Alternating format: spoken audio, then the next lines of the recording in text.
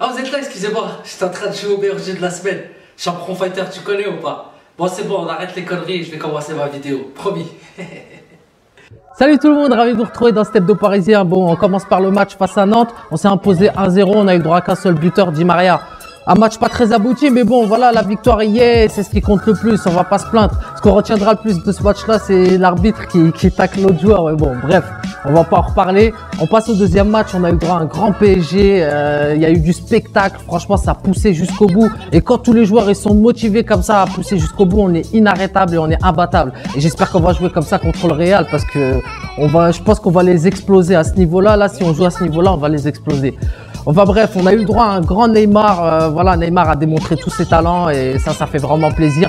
Cavani a pu égaler le record de Zlatan Ibrahimovic. Malheureusement, il n'a pas pu le dépasser. Et c'est là où on va revenir à la mini polémique qu'il y a eu hier par rapport à Neymar.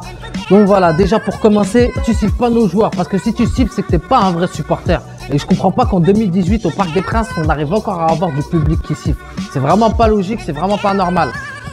Bref, c'est vrai que Neymar, il a été égoïste sur ce coup-là parce qu'il aurait pu laisser Cavani tirer, qui aurait battu le record du meilleur buteur au Parc des Princes. La fête, elle aurait été plus grande. Il aurait gagné du crédit auprès de nous où on aurait dit, voilà, le mec, il a un bon état d'esprit et tout, ça fait vraiment plaisir, bonne cohésion d'équipe, etc. Mais voilà, avec un peu plus de recul, Cavani lui-même, le premier, c'est pas plein. En plus de ça, Neymar, c'est lui qui était attitré pour les coups francs et les pénaltys. Il court derrière le ballon d'or. Donc voilà, tu peux pas lui en vouloir vraiment. Et en plus de ça, Cavani, il mérite de marquer un but, un vrai but, de battre le record sur un vrai but et pas sur un penalty. Donc c'est pour ça que la polémique, en fin de compte, elle n'a pas lieu d'être. En tout cas, moi personnellement, je vais arrêter d'en parler. J'espère que tous les supporters en feront autant et qu'on sera tous derrière nos joueurs pour le prochain match. Du coup, Cavani Ibra partage la première position avec 156 buts, arrive par derrière Paoletta avec 109 buts, lui qui a détenu ce record pendant pas mal d'années. Rushto avec 100 buts et enfin Mustapha Daleb avec 98 buts. Pastore était absent lors du dernier match. Est-ce que c'est un problème physique? Est-ce que c'est par rapport à sa polémique avec Thiago Silva? On ne sait pas. On verra. Ça se bouscule pas pour Lucas non plus, lui qui souhaite rejoindre l'Angleterre. Tottenham se rapproche de lui. On verra s'ils vont réussir à trouver un arrangement avec le PSG. Je pense que ça se fera dans les derniers jours.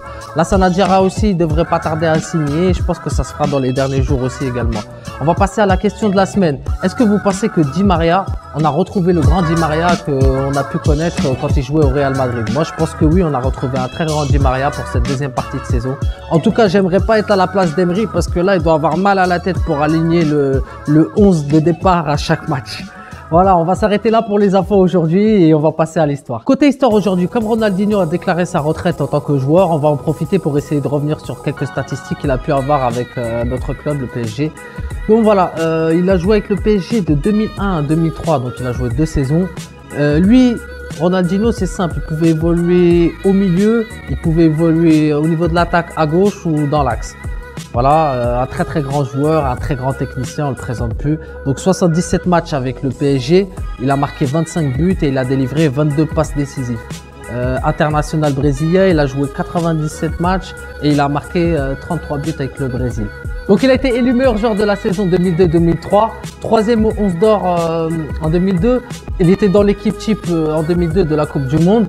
Voilà, après il était élu joueur du mois de janvier et mars 2002 et joueur du mois d'avril et mars 2003. Et le meilleur fêtard de tous les temps.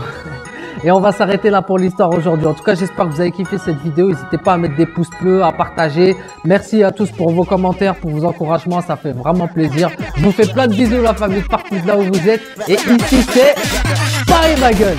Allez, ciao, ciao la famille.